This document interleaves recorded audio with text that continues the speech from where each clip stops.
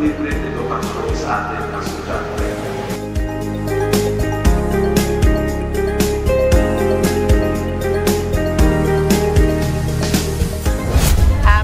Isa sa pinaka-importanting material na dapat namin ginagamit when it comes to lesson, especially doing lesson plan, is laptop. So, meron po akong struggle doon sa pag-iipon para lang sa laptop na yon, and ito po yung naging malaking tulong na ibigay sa akin ng TDP when it comes to my course. Kasi po, ito yung pinaka-priority na dapat kong punain sa aking course as educator, and especially magkakaroon na po ako ng OJT this school years. I'm so thankful po for this program kasi po hindi lang po ako yung naging recipient or naging grantee, hindi lang po ako yung natulungan nila, and marami pa po mga estudyanteng deserving and need ng tulong para sa kanilang finances when it comes to their studies.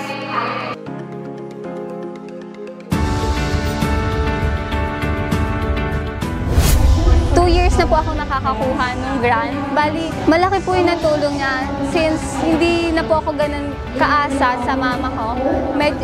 Bali, yung allowance po na binibigay sa amin, tinitipid ko po, i-manage ko siya ng tama para po may mapuntahan ng maayos yun. Like yung sa pagbibili ko ng pang-ambagan sa school, para sa thesis, ganun po.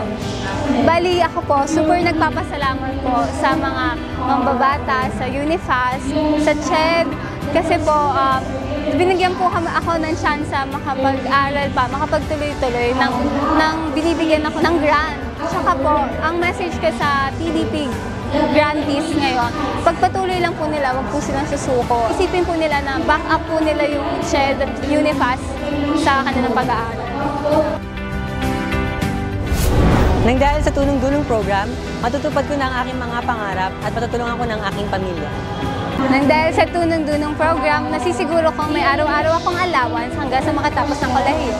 Nang dahil sa tulong-dulong program, napunan ang aking pangangailangan sa aking kurso, katulad na lamang ng laptop at iba pang instructional materials na aking magagamit sa aking mga future students. Maraming salamat po.